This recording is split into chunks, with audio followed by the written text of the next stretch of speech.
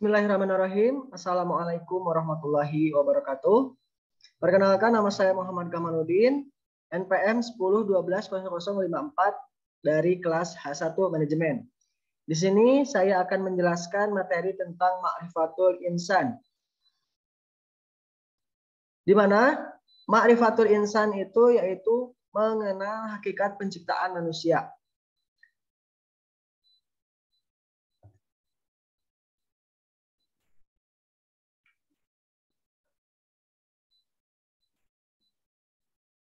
Ya, di sini saya akan membahas beberapa pokok bahasan. Yang pertama yaitu ada asal-usul manusia, yang kedua hakikat manusia, yang ketiga peran manusia, dan yang keempat yaitu tazkiyatun nafs. Baik, yang pertama yaitu ada asal-usul manusia. Di dalam surat Al-Baqarah ayat 30 menjelaskan tentang dijadikannya manusia, yakni Nabi Adam alaihissalam sebagai khalifah di bumi. Manusia diciptakan Allah Subhanahu wa taala sebagai makhluk mulia dan diberikan ilmu pengetahuan, hawa nafsu, dan akal pikiran. Penciptaan manusia yang kemudian dijadikan sebagai khalifah di bumi ini sempat dipertanyakan para malaikat karena akan membuat kerusakan dan suka menumpahkan darah. Selanjutnya, dan ingatlah ketika Tuhanmu berfirman kepada para malaikat, Aku hendak menjadikan khalifah di bumi. Mereka berkata, apakah engkau hendak menjadikan orang yang merusak dan menumpahkan darah di sana, sedangkan kami bertasbih memujimu dan mencucikan namamu. Dan dia berfirman, sungguh aku mengetahui apa yang tidak kamu ketahui. Quran surat Al-Baqarah ayat 30. Ya, teman-teman, ketika Allah Subhanahu wa taala memberitahu kepada para malaikatnya bahwa dia akan menjadikan Adam alaihissalam sebagai khalifah di bumi, maka para malaikat itu bertanya, mengapa Adam yang akan diangkat menjadi khalifah di bumi? Padahal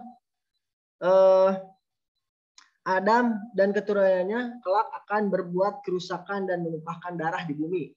Para malaikat menganggap bahwa diri mereka lebih patut memangku jabatan itu, sebab mereka makhluk yang selalu bertasbih, memuji dan menyucikan Allah Subhanahu wa taala.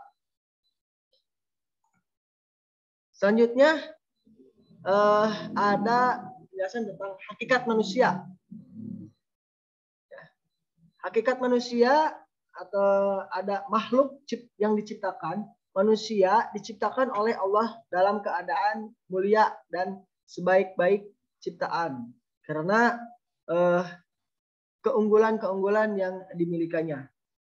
Yang pertama yaitu keunggulan manusia ada mukarram atau dimuliakan. Sebagai bentuk kemuliaannya, manusia dijadikan Allah sebagai khalifah di bumi.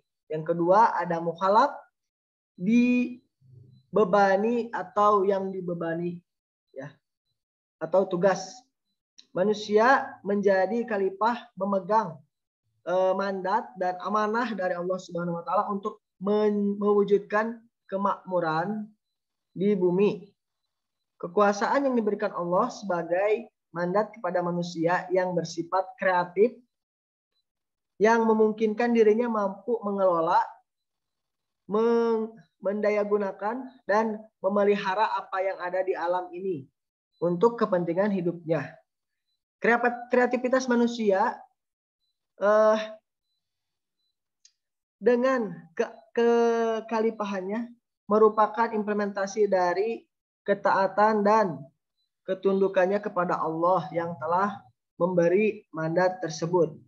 Yang selanjutnya di dalam hakikat manusia itu ada mukhayyar, bisa memilih, ya, di mana dalam menjalankan tugas kekhalifahannya manusia diberi kebebasan oleh Allah untuk memilih apakah mau membantah atau mau melaksanakan tugas tersebut. Jadi teman-teman, Selain ada mukhalaf, mukhayyar, dan muharram, yang terakhir juga ada maji, mendapat balasan. Nah, setelah melakukan sesuatu, nanti manusia itu akan mendapat balasan dari Allah Subhanahu wa taala. Ya, setiap manusia akan diberi balasan dan diminta pertanggungjawaban di akhirat dan mandat yang diembannya. Yaitu penjelasan tentang hakikat manusia. Yang selanjutnya ada peran manusia. Apa peran manusia di bumi ya?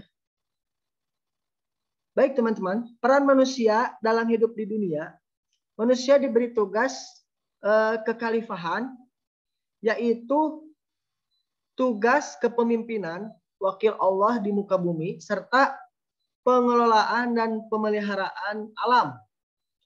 Agama Islam mengajarkan bahwa manusia memiliki dua predikat, yaitu sebagai hamba Allah dan sebagai wakil Allah di muka bumi. Di dalam Al-Quran disebutkan fungsi dan peranan yang diberikan Allah kepada manusia. Yang pertama yaitu teman-teman, menjadi abdi Allah secara sederhana. Hal ini berarti hanya bersedia mengabdi kepada Allah Subhanahu wa taala dan tidak mengabdi kepada selain Allah. Yang mau melaksanakan apapun perintah Allah meski terdapat risiko besar dalam perintah Allah.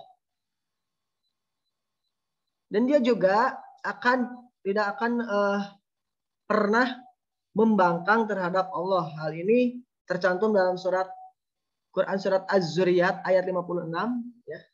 Di mana dan tidak aku ciptakan jin dan manusia melainkan supaya mereka menyembahku.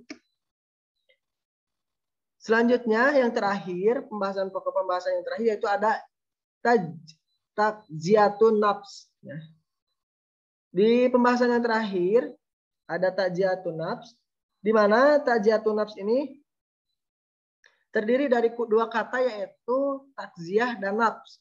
Takziyah berasal dari kata zaka yang artinya penyucian, pembinaan, serta penumbuhan jiwa menuju kehidupan spiritual yang lebih tinggi.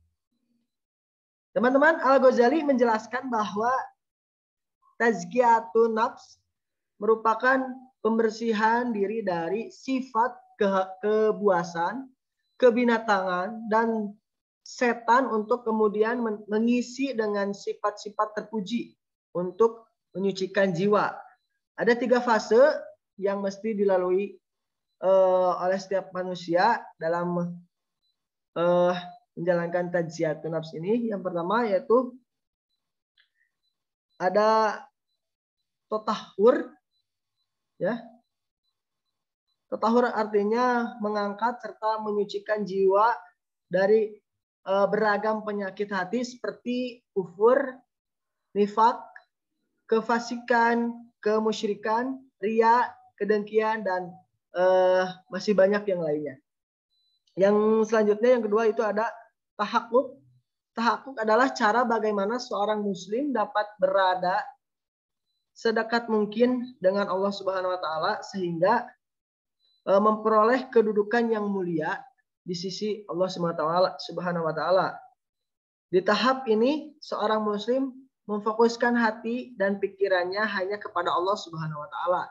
Salah satunya dengan cara berzikir. Yang terakhir yaitu ada takhaluk ya. Takhaluk maknanya berakhlak dengan nama-nama Allah yang mulia serta meneladani Rasulullah SAW. Ini adalah upaya pewujudan sifat-sifat Allah Subhanahu wa taala dalam kehidupan sehari-hari. Contohnya Allah memberikan sifat Ar-Rahman dan Ar-Rahim kepada manusia ya. Oleh sebab itu sering muslim hendaknya juga mengasihi dan menyayangi sesama manusia. Ya. Baik teman-teman, ya, keberhasilan seseorang dalam melakukan tazkiyatun nafs akan mewujud dalam aktivitas sehari-harinya, termasuk sholat secara khusyuk, selalu hati-hati dalam perbuatan dan ucapan, menunaikan zakat, dan menjaga amanah. Ya, baik teman-teman, mungkin itu yang dapat saya sampaikan mengenai materi Ma'rifatul Insan, di mana tadi saya menjelaskan mengenai tentang asal-usul manusia, hakikat manusia, peran manusia, dan tazkiyatun nafs. Semoga apa yang saya sampaikan itu dapat bermanfaat bagi teman-teman semuanya. Dan apabila ada kekurangan mohon dimaafkan. Akhir kata alhamdulillahirabbil alamin. Wassalamualaikum warahmatullahi wabarakatuh.